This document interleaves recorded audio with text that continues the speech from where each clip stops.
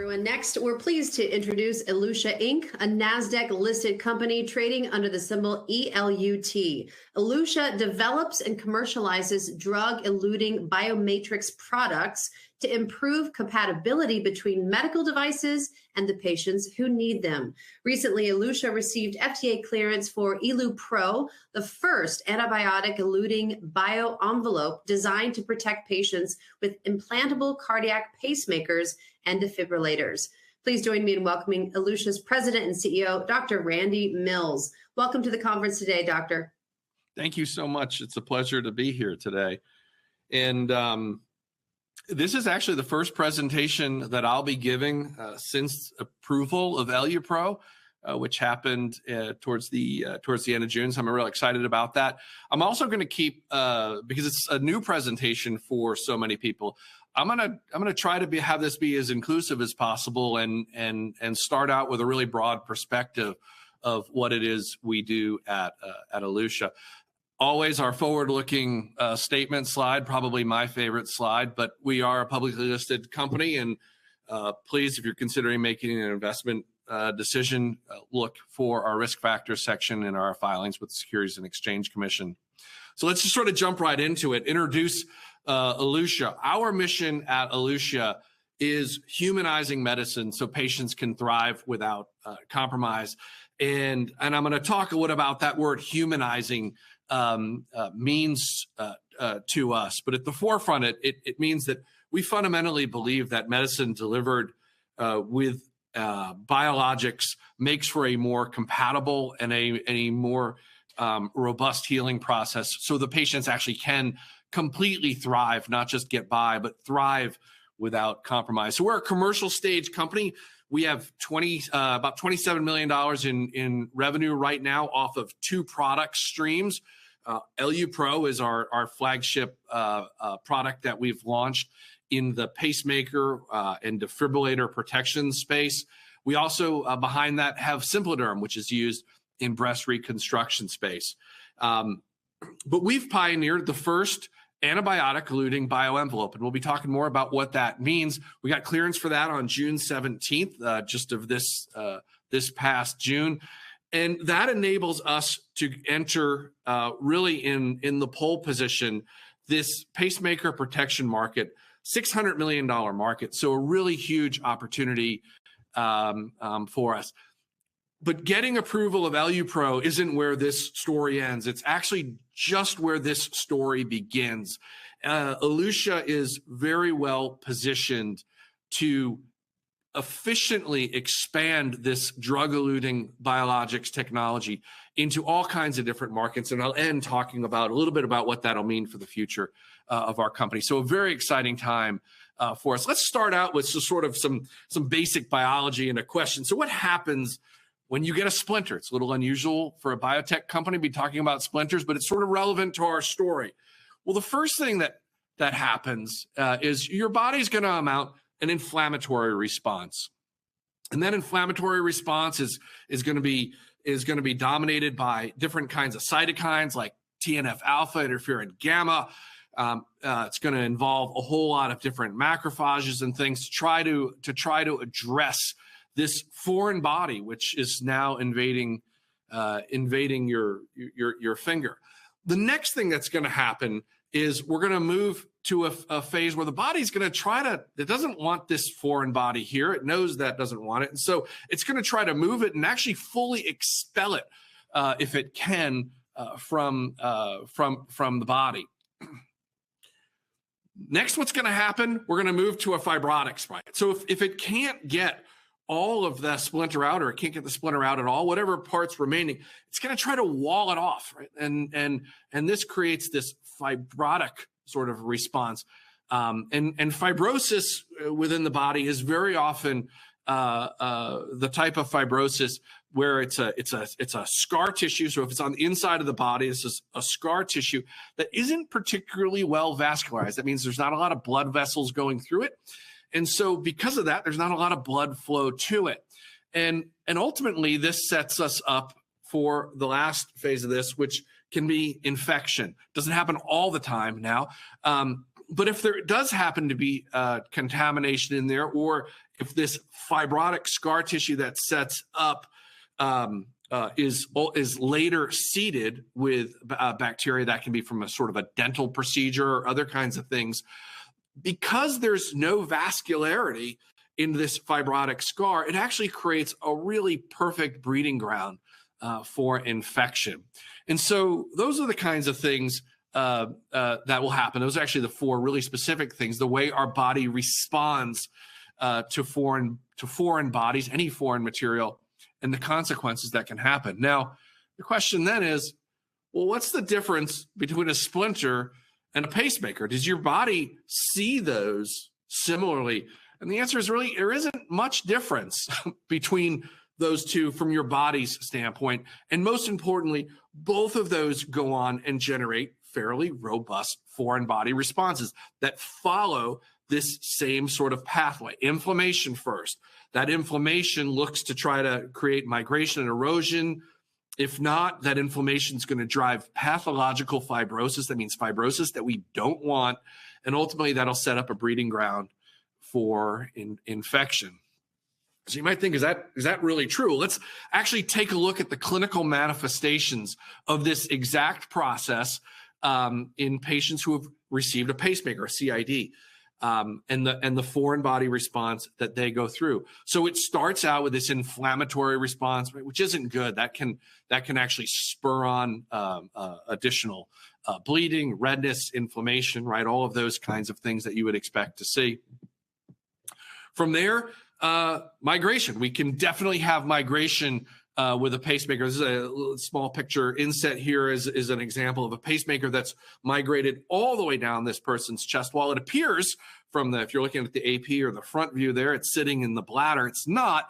It's on top of that, but it's slid all the way down the chest wall. And as you can see, the leads, that's not good, right? Because those leads are now getting pulled on pretty significantly there. So migration isn't a good outcome, but then we can get to erosion. And here you can see migration will actually set up the pacemaker to rub against the patient's chest wall. And you can see here, this is not that uncommon, particularly in thin-skinned patients, where the pacemaker, particularly the corners, will start eroding through the edge, and the body will attempt to actually expel the entire pacemaker. And often that will happen. The pacemaker will just completely leave the patient's body and be hanging by the leads.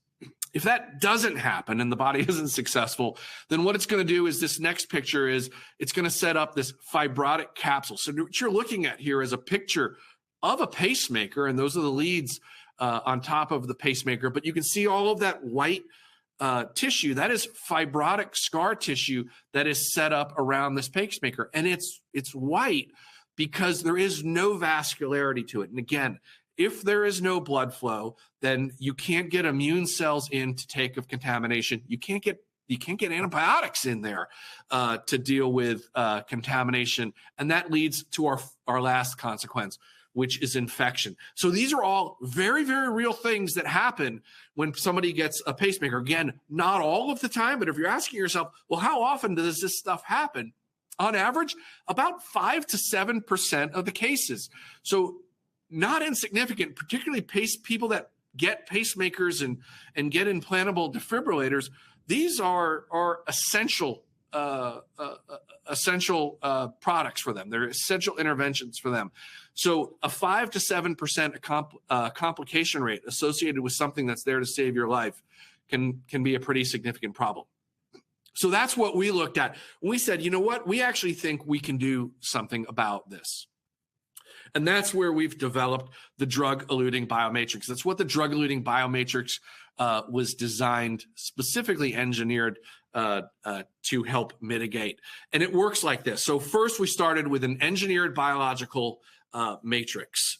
So for our pacemaker product, this is a fully engineered tissue. It's multi-laminate, designed to be really, really strong. So it can prevent the migration of that, will literally anchor the pacemaker in place. But it's also, from a biological standpoint, it's been designed to downregulate and modulate inflammation. But the way it's doing this is in our bodies, there's this two different types of T cell responses we can get, a Th1 and a Th2 response. And the Th1 response is inherently pro-inflammatory. And so that's where you maybe have heard of cytokines such as TNF alpha. Humira is a drug that counteracts TNF alpha. And other types of interferon gamma, right? These are pro-inflammatory cytokines that cause inflammation, and that inflammation ultimately results in things like pathological fibrosis. Well, if we can drive from Th1 instead to a Th2 response, the Th2 response is mediated with things like TGF beta, right? This is a more accepting response from the body, and that will actually drive remodeling and incorporation. And that's really what we're trying to do with this biologic matrix. Counteract inflammation, prevent migration, prevent that pathological fibrosis. So that's what the biologic part of our construct does. And to that, we then add a pharmaceutical payload, right? And in this case, we added the antibiotics rifampin and minocycline to those. So we combine these two things together, and that gives us our drug-eluting biomatrix. And that drug-eluting biomatrix promotes a really nice natural healing site, this Th2 healing site. It provides all of the structural integrity we need so that we don't have the pacemaker migrating, we don't have the pacemaker wearing through the skin. The local antibiotics are there to prevent infection. But most importantly, because it's made out of this biologic material, it doesn't stay forever, and it doesn't melt away like a resorbable synthetic. Instead, what it does is your body actually will remodel this tissue, views it as a scaffold, and it will remodel this tissue over time such that it will turn this envelope that we've created into a natural vascularized envelope of your body's own making. So here's the deal. You can't have a foreign body response if you don't have a foreign body. And over time, with this becoming your own natural tissue that's durable, that will last for the rest of your life, you've generated this healthy vascularized pocket. And that's what we've created. And that's what EluPro is. This is this product that we're so excited about. It's our first antibiotic-eluting envelope. It is the world's first antibiotic-eluting envelope. It's designed to stabilize pacemakers and defibrillators right in place. And the electrophysiologists, the physicians that implant pacemakers, are thrilled about this. They're super excited to see this entrance. So you can see, we go back to the pathology that we saw. So how does EluPro interact with this? Well, the biomatrix takes care of the inflammation and the migration and the erosion. And because we're preventing inflammation, we're preventing fibrosis. And the addition of the antibiotics take care of the potential infections. So it is a complete response to the foreign body reaction that can cause the 5 to 7% complication rate.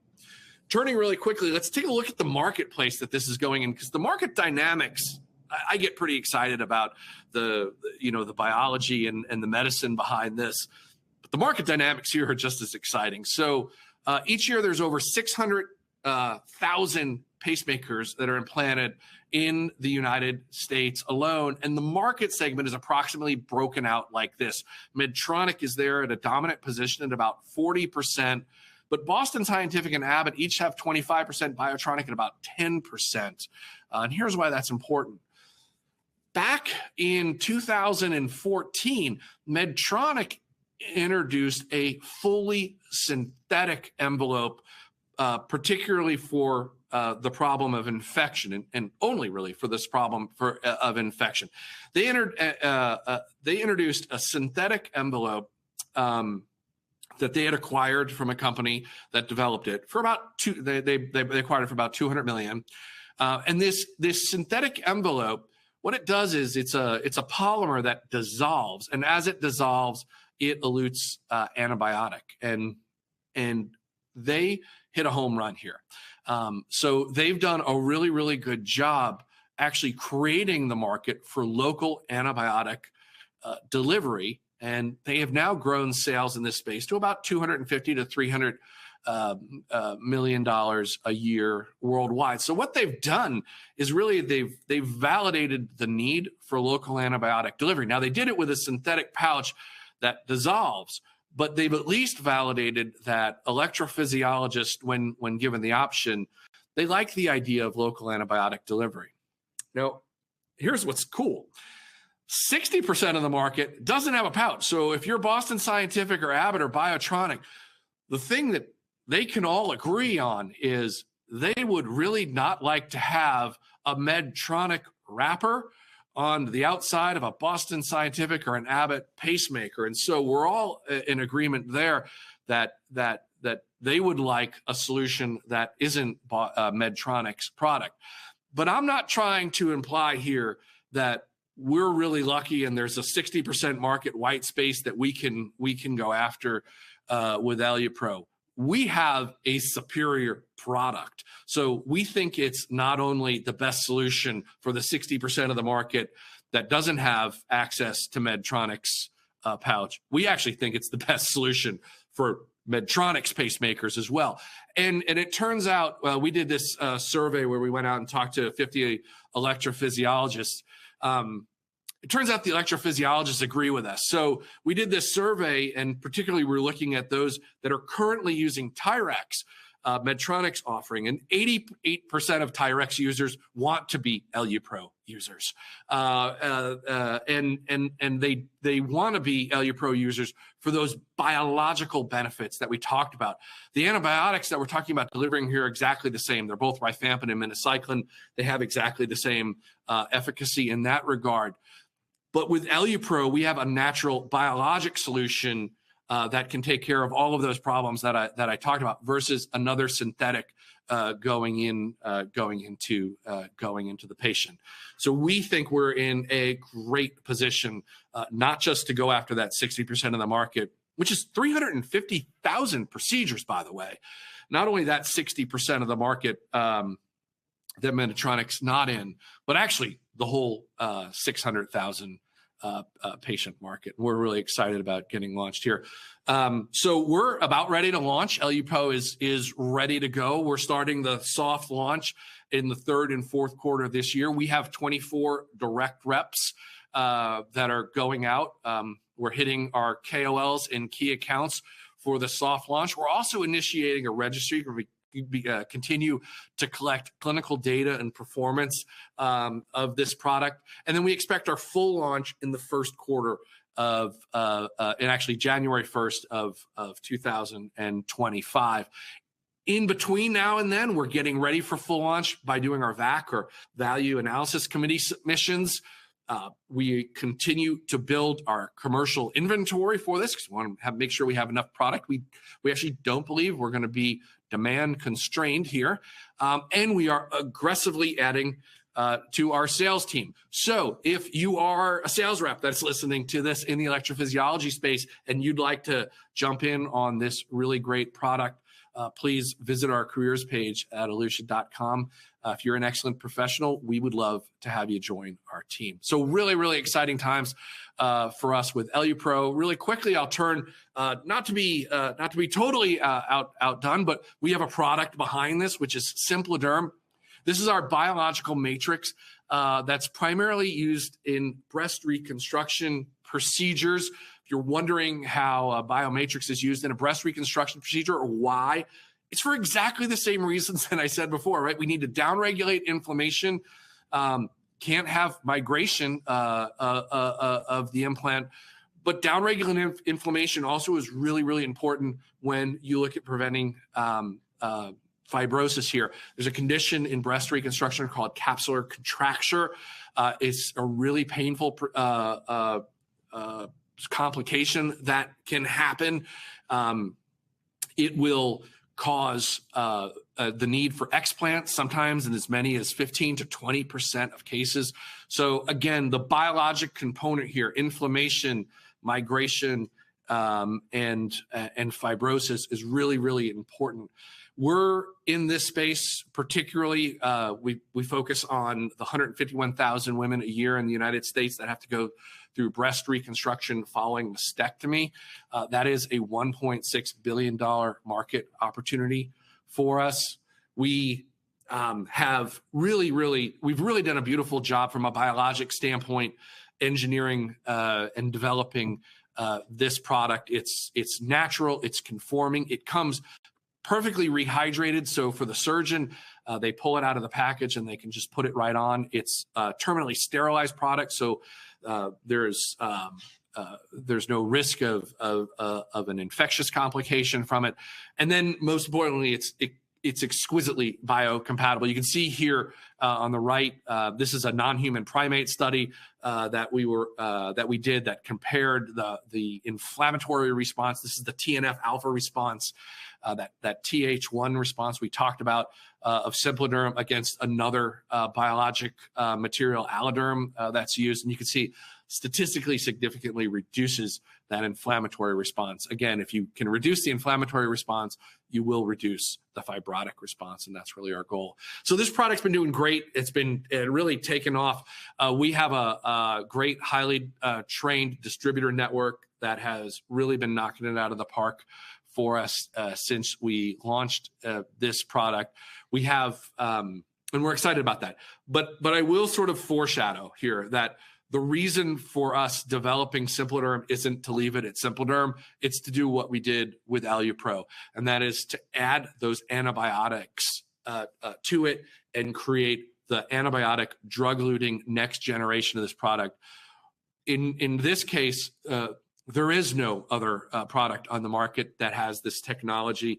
We would be the first ones to bring this to market. It's particularly important in breast reconstruction, where we're looking at post-operative infection rates between 12 to 20%. Imagine that, 12 to 20% with the current technology. So we think bringing our drug-eluting biologics technology that we've now figured out and perfected with EluPro into SimpliDerm really enables us to create literally $1 billion plus product with that combination.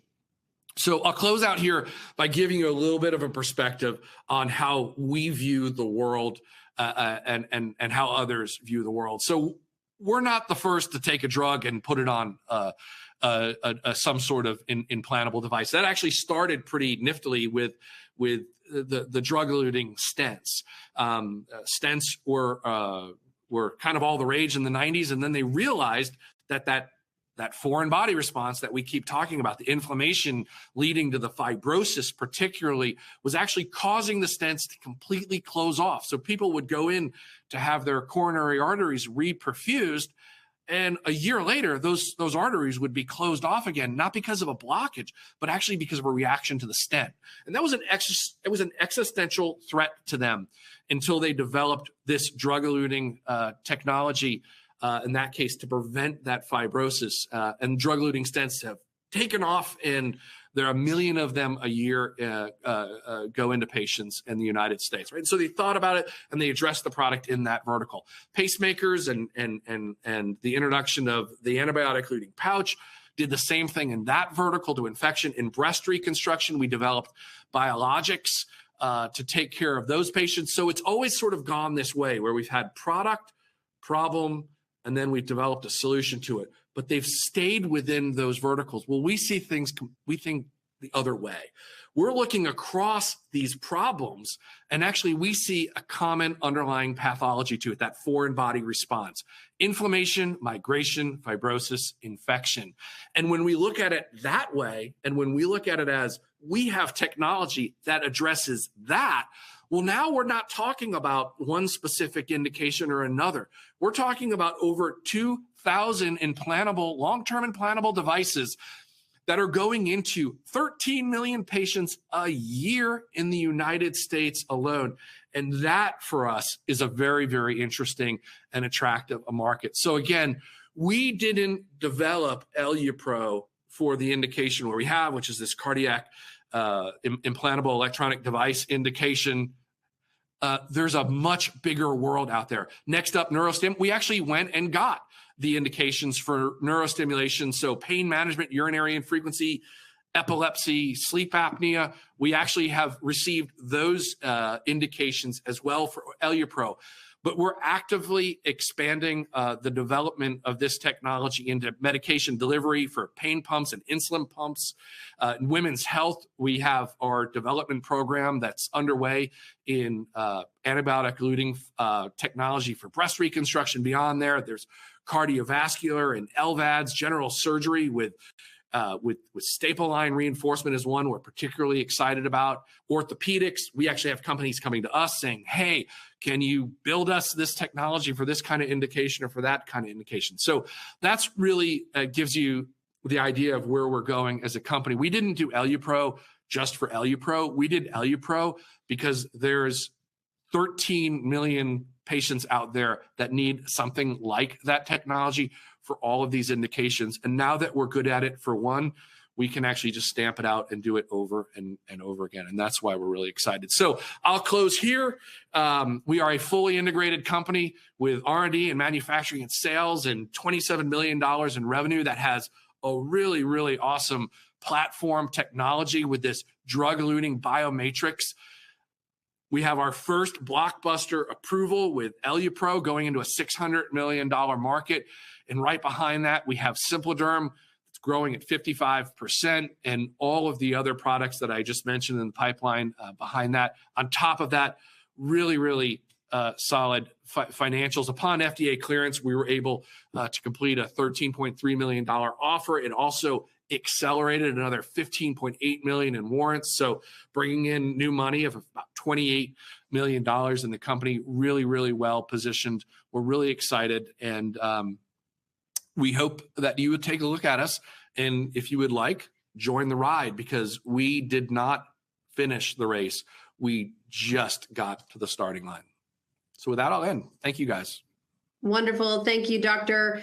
Love your enthusiasm for this. We have a few minutes left. Let's see how many questions we can get through. First of all, just talk a little bit about what your differentiating factor is, especially how EluPro is different from anything else on the market. Yeah. So, well, there's only one other envelope on the market, and it's a fully synthetic. It's a fully synthetic envelope. Physicians tell us it is really difficult and challenging to implant. It's rough. It has rough edges, and it's fully synthetic. And one of the issues that we're trying to solve is foreign body response. And so this is a fully synthetic envelope that goes into a patient, and it dissolves over time. Now you compare that to EluPro, which is a natural biologic material. It has a beautiful texture. It forms perfectly well to the outside of the pacemaker. It actually lubricates the pacemaker. So instead of it being more difficult to put in, the pacemaker actually becomes easier to put in. Once inside the body, though, that's where sort of the magic happens. That's where the biological differentiation happens. The down regulation and modulation of the immune response to the foreign body, the prevention of fibrosis, the natural vascular remodeling that we see around this material, and then the local delivery of the antibiotic there as well. So it's really, we think, a more complete solution. We also think that when you're talking to the electrophysiologist, it's a solution that they actually embrace. It addresses their concerns as care providers. So we're super excited about it. Well, you have this launch, and in terms of future product expansion, what are your plans to incorporate Elutia's drug-eluting technology into additional market areas? Yeah, so we're in breast reconstruction for a reason with our SimpliDerm product. Now, our SimpliDerm product doesn't have the antibiotic delivery yet, but it's coming. And that's a game changer for that market. So women undergoing breast reconstruction, right? This is following breast cancer diagnosis. They've had a mastectomy. They're going under breast cancer reconstruction. They're usually on or about to be on chemotherapy. They have a 12 to 20% post-operative infection rate. I mean, sort of imagine that. It's 1 to 8 to 1 to 5 women who've already gone through that much now have developed this really serious infection at the site of breast reconstruction. That's not acceptable to us. And we think that's a perfect application for our drug-eluting technology. And so that's why we call it SimpliDerm RM, because it'll have rifampin and minocycline on it. But that's why we're developing that SimpliDerm RM antibiotic-eluting technology. And then beyond there, LVADs and pain pumps and suture line reinforcement. There's a whole bunch of things that we have in the development pipeline that we feel we have the technology that can completely address. So super excited. Well, we're so glad that you spent the time with us today, enlightening our viewers of your technology and your company. So please come back in the future and give us some more updates, Doctor. Absolutely. Love to do it. Thank you all for having us. Thank you. All right, everyone, stay with us. We'll be right back.